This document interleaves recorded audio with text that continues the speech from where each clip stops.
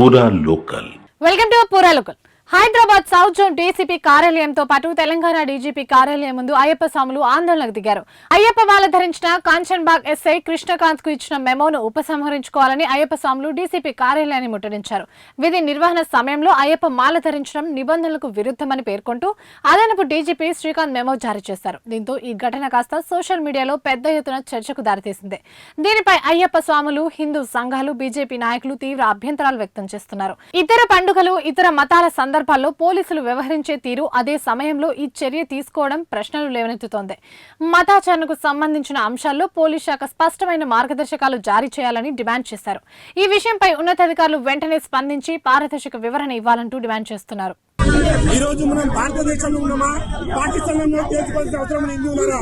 ఈ రోజు ఎంత దారుణం అంటే పోలీస్ వ్యవస్థ కంచెం కానీ మీ పోలీసులను అవమానం చెప్తే మీరు రక్షించలేరు.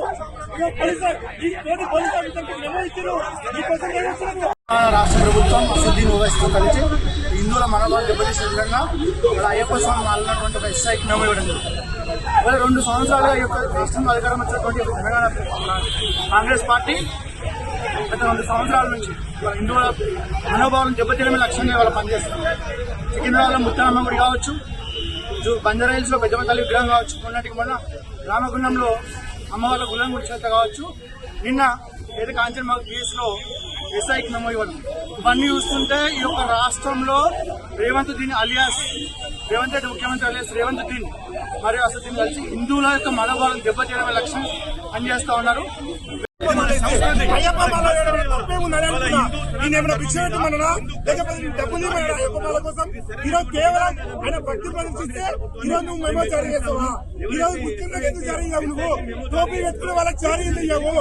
రంజాన్ పండుగ టైంలో గంటలు ఎక్స్ట్రా టైం ఇస్తావు కదా, ఎందుకు ఇస్తామని అడుగుతున్నా నేను. ఇలా ముస్లింలకు ఒక రోజు, హిందువులకు ఒక రోజులా బిడ్డ ఇదే విధంగా నీ పరిపాలన కొనసాగిస్తే గతంలో కేసీఆర్ పొందగాళ్ళు, హిందువులు పొందగాలు అంటే ఇంటికి పరిమితం చేస్తాం. అదే విధంగా నిన్ను కూడా ఇంటికి పరిమితం చేస్తాం. రేవంత్ రెడ్డి గారు వెంటనే మీరు చేసిన తప్పులు క్షమాపణ చెప్పి, హిందువులకు క్షమాపణ చెప్పి ఆ స్వామికి ఇచ్చిన మెమోని వెంటనే విత్డ్రా చేసుకోవాలి. రేపు నుంచి అన్ని చౌరస్తాల్లో అయ్యప్ప స్వాములు, యువకులు అందరూ కూడా రోడ్డు మీద వస్తాం. బరాబర్ ఈ ప్రభుత్వంతో చేసుకుంటాం.